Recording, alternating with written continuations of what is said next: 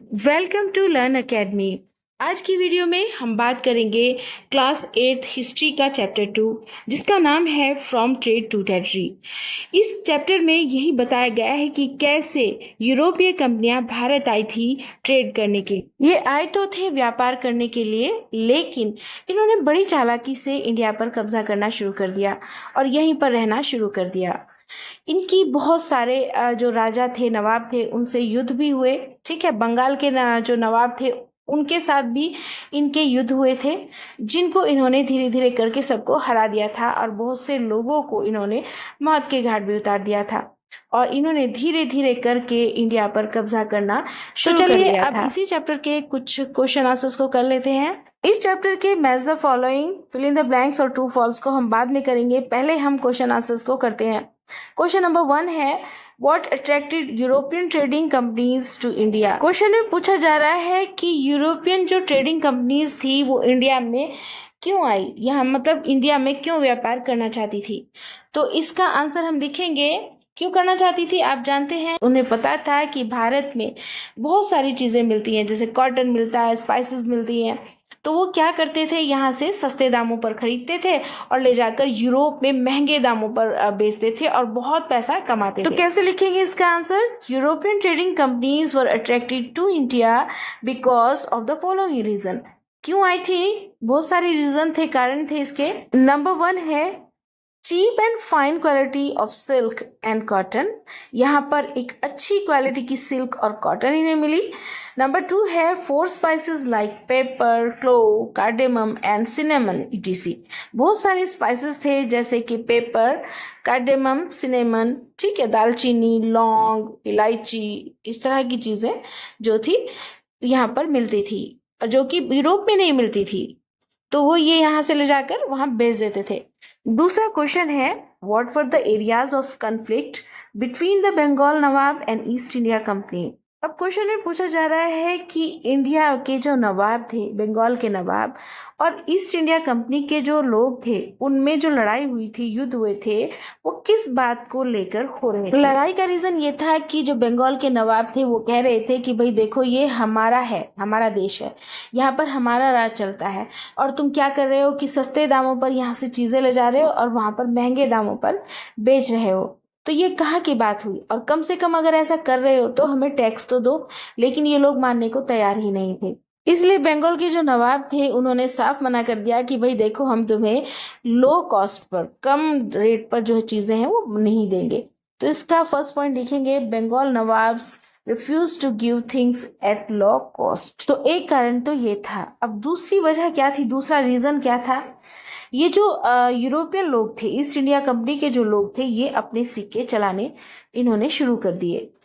जब बंगाल के नवाब थे तो उन्होंने कहा कि भाई यहाँ के राजा तो हम हुए ना, हम यहाँ हमारा राज चलता है, ठीक है, हमारा देश है, सिक्के बनेंगे तो हमारे नाम से बनेंगे, तुम क्यों बना रहे हो। लेकिन ये इन्होंने क्या किया, इन्होंने बड़ी होशियारी से, बड़ी चालाकी से अपने नाम के अपने सिक्के चलाने शुरू कर दिए। तो ये भी दूसरा रीजन था। तो क्या लिखेंगे, Bengal nawabs were against the coin minting of the East India company. ठीक है, तो सेकंड पॉइंट हम ये लिखेंगे। तो ये थी दूसरी वजह। अब तीसरी वजह ये थी कि जो ये ईस्ट इंडिया कंपनी के लोग थे, ये अपनी धीरे धीरे करके पूरी इंडिया में हर जगह पर अपनी फैक्ट्रीज बनाने लगे। ठीक है, और फैक्ट्री भी कैसी, एक तरह से ये अपने किले बनाने लगे। ठीक है, अब जो किले बना रहे थे तो ये और क्या कहने लगे अपने देश के लोगों को कि वहीं आकर, किले के पास ही आकर बस जाओ, और धीरे धीरे करके ये यूरोप से इंडिया में आकर बसने भी शुरू हो गए, इंडिया में ही रहने लगे। अब जो बंगाल के नवाब थे वो उनकी चालाकी समझ रहे थे और उन्होंने उनसे कहा कि भाई तो हम तुम्हारी ये चालाकी नहीं चलने देंगे, हम तुम्हें किले बनाने की यहाँ इंडिया में परमिशन भी नहीं देंगे। तो इसका पॉइंट लिखेंगे हम, they stop the company from making forts. उन्होंने उन कंपनी के जो फोर्ट्स है उन्हें बनाना रुकवा दिया। ठीक है, कि इन्होंने बंगाल के जो नवाब्स थे। एक बात ये भी थी कि जो नवाब थे वो अच्छी तरह जानते थे कि ये ईस्ट इंडिया कंपनी के जो लोग हैं ये उनकी रिस्पेक्ट नहीं करते, इज्जत नहीं करते। तो ये बात भी नवाबों को बिल्कुल पसंद नहीं थी। तो एक वजह ये भी थी। तो फोर्थ पॉइंट हम लिखेंगे, the company official disrespected the authority of nawabs. Company के जो ऑफिशियल थे वो नवाब का रिस्पेक्ट नहीं करते थे, डिसरिस्पेक्ट करते थे। ठीक है, इस तरह से इस क्वेश्चन के ये चारों पॉइंट्स बहुत इंपॉर्टेंट है। आप इसको एग्जाम में लिखेंगे तो आपको 4 मार्क्स आएंगे। Now next question, how did the assumption of Deewani benefit the East India company? Question में पूछा जा रहा है कि जब ईस्ट इंडिया कंपनी को दीवानी मिल गई, मतलब इन्हें टैक्स कलेक्ट करने का अधिकार मिल गया, तो इसका ब्रिटिश लोगों को क्या फायदा हुआ? तो चलिए अब जान लेते हैं कि ब्रिटिश लोगों को फायदा कैसे हुआ था। अब गोल्ड देना इन्हें पड़ रहा था बहुत महंगा और बहुत भारी, क्योंकि उस वक्त फ्लाइट भी नहीं चलती थी, आने जाने का बहुत मुश्किल पड़ता था इंडिया से ब्रिटेन। तो फिर इन्होंने क्या किया कि जो शाह आलम थे नवाब, उनसे इन्होंने दीवानी का अधिकार ले लिया, मतलब टैक्स वसूल करने का जो अधिकार था वो इन्होंने अपने अंडर में ले लिया। क्यों हुआ ऐसा? क्योंकि उस वक्त उस टाइम बंगाल के जो नवाब थे और भी जो नवाब थे वो हार चुके थे, जैसे प्लासी का युद्ध हुआ, बक्सर का युद्ध हुआ, उसमें वो हार गए। असल में पहले ईस्ट इंडिया कंपनी को क्या करना पड़ता था कि हमारी सिल्क लेने के लिए, हमारी कॉटन लेने के लिए, हमारे स्पाइसेस लेने के लिए इन्हें अपना गोल्ड देना पड़ता था, क्योंकि इनके पास कुछ और तो था नहीं इनके देश में कि ये यहाँ पर हमें देते, तो ये हमें गोल्ड देते थे और हमारी चीज़ें खरीद लेते थे ये। और बस इन्हें यही फ़ायदा हुआ था कि ये अपना गोल्ड लाने के लिए इन्हें ब्रिटेन जाना ही नहीं पड़ता था, ठीक है। और धीरे धीरे इन्होंने इंडिया में ही रहना शुरू कर दिया था। मुगल तो हार चुके थे, मुगलों को इन्होंने हरा दिया था धीरे धीरे कर। अब दीवानी का अधिकार जाने से हुआ ये कि जो टैक्स ये इंडिया के लोगों से ही लेते थे, उन्हीं से, उसी पैसे से ये इंडिया की चीज़ें, सिल्क, कॉटन या स्पाइसेस या अदर जो भी चीज़ें खरीदते थे वो उसी टैक्स के पैसे से खरीद लेते थे।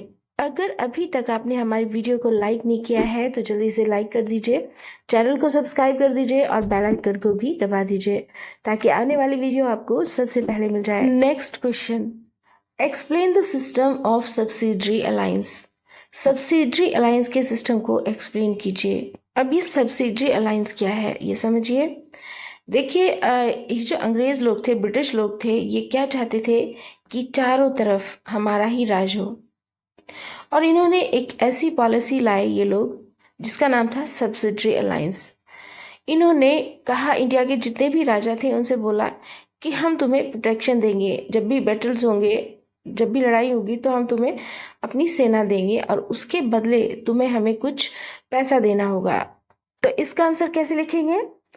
According to this alliance, Indians rulers were not allowed to have their independent armed force. They were to be protected by the company. In return, the Indian ruler had to pay fee every month.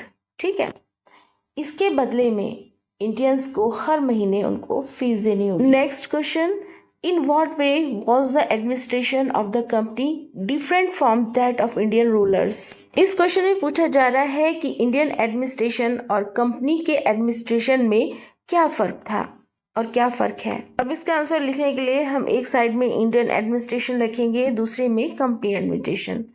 अब number 1 देख लीजिए Indian administration का।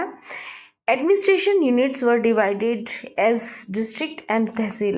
मतलब जब Indians जो है rule कर रहे थे तब एडमिनिस्ट्रेशन जो थी डिवाइड हुई थी, बटी हुई थी डिस्ट्रिक्ट में और तहसील में, ठीक है। और जब कंपनी रूल कर रही थी तब एडमिनिस्ट्रेशन बड़ी थी सिर्फ और सिर्फ प्रेसिडेंट्स में। नंबर 2 है इंडियन एडमिनिस्ट्रेशन का, रूल्ड बाय कलेक्टर्स। यहाँ कौन रूल करता था, कौन शासन करता था? इसमें कलेक्टर्स, और इसमें कंपनी वाले में रूल बाय गवर्नर्स। इधर रूल कौन करता था? गवर्नर करता था। अब है number 3, supreme head was king. यहाँ पर जो सुप्रीम हेड होता था इंडियन एडमिनिस्ट्रेशन में वो राजा होता था, किंग होता था, और कंपनी एडमिनिस्ट्रेशन में supreme head was governor general. इसमें सुप्रीम हेड कौन होता था? गवर्नर जनरल होता था। नेक्स्ट क्वेश्चन है, describe the changes that occurred in the composition of the companies army. Question में बोला जा रहा है कि डिस्क्राइब कीजिए, वर्णन कीजिए कि ईस्ट इंडिया कंपनी ने कंपनी की आर्मी में कौन कौन से चेंजेस किए थे, बदलाव किए थे। तो इसका आंसर हम लिखेंगे। नंबर 1 है the company introduce proper uniform culture. Company ने सेना को प्रॉपर यूनिफॉर्म दिया, ठीक है, कि ये कहा कि इनकी जो जितने भी सोल्जर्स होंगे उनकी एक प्रॉपर यूनिफॉर्म होगी। नंबर 2 लिखेंगे प्रोफेशनल सोल्जर्स वर रिक्वायर्ड। पहले होता क्या था कि कंपनी में यानी आर्मी में जो भी देखा उसी को भर लिया जाता था, लेकिन कंपनी ने ये डिक्लेयर कर दिया कि जो भी सोल्जर प्रोफेशनल होंगे, जिनको लड़ना आता होगा, उन्हीं को ट्रेनिंग दी जाएगी। और नंबर 3 लिखेंगे soldier were given European style training. Soldiers को यूरोपियन स्टाइल से ट्रेनिंग दी जाने लगी। तो चलिए अब करते हैं match the following. Match the following में एक साइड हमने क्वेश्चन लिखे हैं, दूसरी साइड में आंसर्स हैं। ये मैंने करके रखे हैं, देख लीजिए कैसे करने हैं। दीवानी को मैच करेंगे right the collect land revenue. ठीक है, इसमें हम रेवेन्यू कलेक्ट करते थे दीवानी में। फिर टाइगर ऑफ मैसूर कौन थे? टीपू सुल्तान। अब आता है फौजदारी अदालत, इसको मैच करेंगे क्रिमिनल कोर्ट से। नेक्स्ट है रामचन्नामा, इसको मैच करेंगे led and anti British movement in Kittur. और अब है सिपाही किस वर्ड से बना है? सिपॉय से। और अब है फिल इन द ब्लैंक्स, इसमें ए ऑप्शन है the British conquest of Bengal began with the battle of dash. British की बंगाल में जो जीत हुई थी वो कौन से युद्ध में हुई थी? प्लासी के युद्ध में, तो प्लासी को फिल करेंगे।